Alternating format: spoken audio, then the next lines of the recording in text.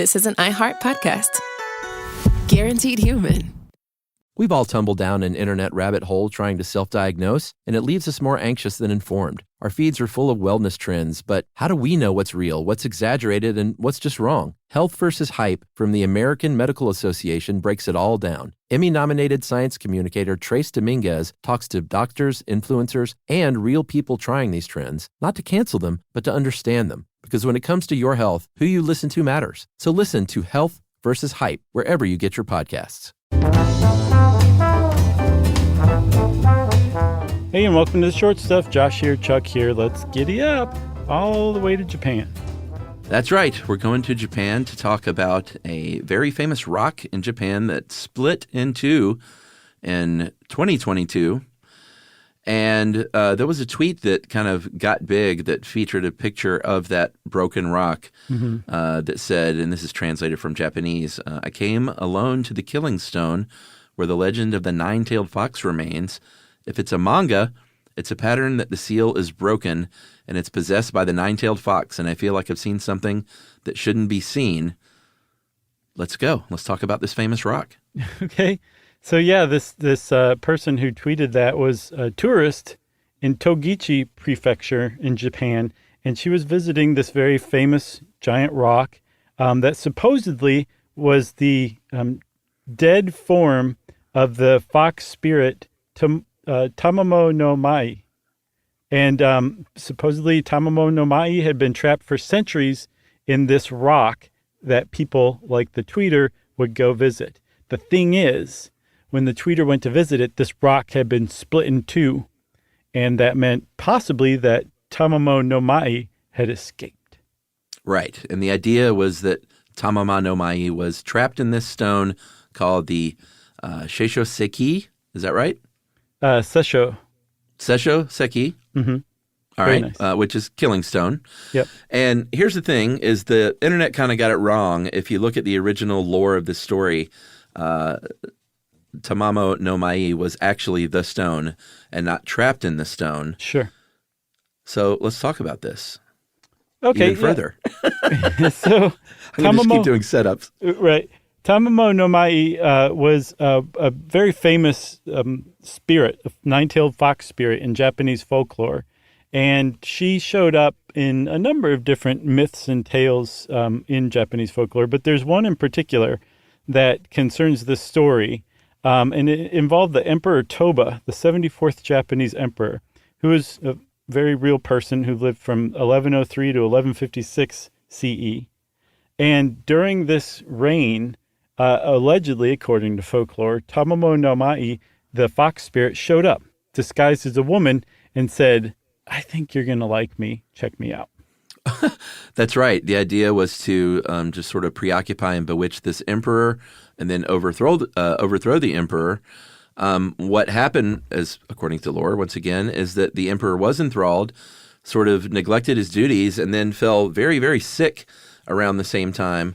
So a soothsayer came along and said, wait a minute, I suspect that you, Tamamo no Mai, are behind this whole thing. And so she fled into, the land surrounding there. Basically, it's Mount Nasu. Mm-hmm. And the legend was that they caught up to her. She was slain and that her body turned into the stone at that very spot. Right. So it's very significant that it was a group of samurai who tracked her down and killed her, shot her with an arrow, because folklorists believe that this tale of Tamamo no Mai enchanting the emperor and basically causing him to stop paying attention to his duties is some sort of allegory, I guess, for what's called the Hogen Rebellion, this time when the emperor's rule gave way to rule by the samurai, which lasted for centuries afterward. And so that this was kind of about that story, maybe justified it. I'm not sure, but the essential ingredients are that the emperor was bewitched and helpless and had to be saved by the samurai. Yeah, and it was, there were a lot of, this is just one of many, many stories in Japanese folklore wherein monsters would appear, a hero would rise up to save somebody. It was usually metaphor for, something politically that was going on. Right. And maybe I say we take a break? I think I agree with you, sure. All right, we'll be right back.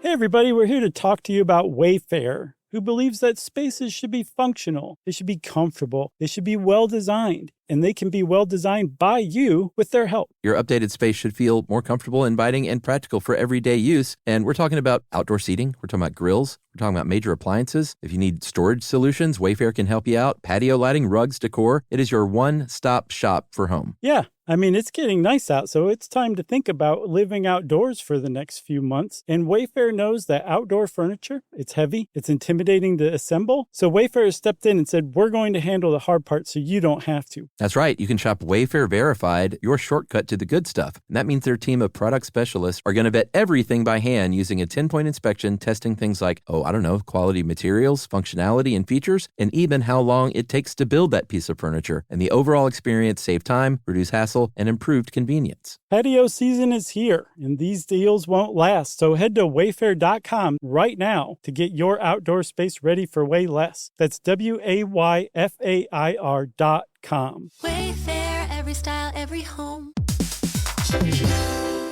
Hey everybody, when you're at work, you never know when you're going to get interrupted, like when an office fire drill happens right in the middle of your presentation, or maybe construction is going on just outside your window. But with the Dell Pro laptop powered by Intel Core Ultra with vPro, no matter how many interruptions you have, your laptop won't be one of them. Yeah, with a battery that's optimized for the way you work and built-in intelligence that quiets distractions the moment you're trying to focus, your tech won't slow you down, even when you're getting bounced from an office you forgot to reserve. The Dell Pro, built for those who stay in the flow. Find technology built the way you work at Dell.com/Dell-Pro.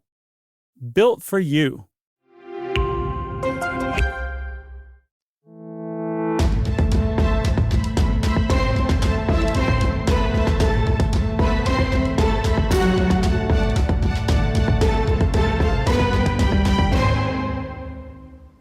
Okay, Chuck, so where we left off, Tamamo Namai has turned into a giant stone. And this stone that people would go visit was something like 6 feet tall and 25 feet in diameter. It was no small stone.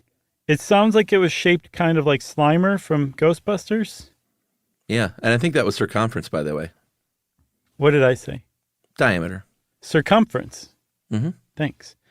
So people would go visit this, and one of the reasons why this stone in particular came to be identified as the Sessho Seki, the killing stone, is because it really kind of stood out from its the other stones in the area. You could just pick it out and be like, that looks cool. And then the actual area itself on the mountain, what was the mountain's name? Namatsu? Nasu. Mount Nasu. It's like a volcanic plain. There's active volcanoes in the area, so there's like poison gas like spewing up out of the earth around this stone. It's quite menacing in that sense, especially if you know what the legend is and you're looking at the stone as if it were the killing stone. Yeah, so there are potentially some poisonous gases, sulfuric gases that seep out of the ground in that area. Man, while it's nothing that would hurt a human. If you went to this, stone, which really stands out and looks weirdly out of place there, and you found like some dead squirrels laying around, it could lend itself to the idea that either Josh was nearby, No, or that an evil spirit could radiate death from that spot. And this is a very, very well-known story. I don't think we said that it was, it was part of folklore, and there are a lot of these stories, but this seems to be one of the bigger ones. And it's kind of like a universally known tale in Japan. Yeah. So it's a very, very famous story. And so, when this thing split, it was, the internet goes a little hog wild for a short time, talking about whether or not the evil spirits will be unleashed and whether or not this is all coming to fruition. Apparently, if you do like on the ground research and talk to Japanese people, they're like, we don't really think that. Of course we don't. This is the internet being the internet. Yeah, and in addition to that, over the years, initially Tamamo Namai was depicted as just nothing but evil, a corrupter of men and usurper of male power. Yeah.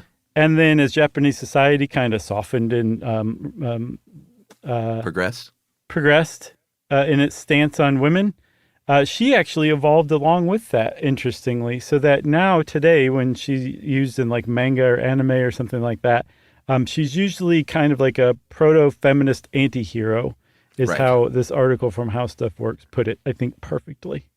Yeah, totally. And, of course nothing happened because it's folklore. But I imagine it's still, and apparently this is a big thing in Japan to, go visit this thing in the woods, right? Yeah. Yeah. That seems like a dumbed down way of saying it because we visit plenty of great things in the woods as well. But, smaller things like, this rock in the middle of this national forest becomes like a pretty standard tourist attraction. Yeah, and I didn't realize there was a term for that kind of tourism, contents-based tourism, where it's just the one thing that you're going out of your way to go see to a place you probably wouldn't have otherwise gone, like the giant ball of yarn or something like that, Yeah. Well, except this is in a national park, which I imagine is beautiful. Sure. I think it is too. I have nothing else except I want to go on the record as correcting you. I love the squirrels now, and I have for years and years and years. I know. I'm just kidding. Okay. Well, Chuck was kidding everybody. That means Short Stuff is out. Stuff You Should Know is a production of iHeartRadio. For more podcasts from iHeartRadio, visit the iHeartRadio app, Apple Podcasts, or wherever you listen to your favorite shows.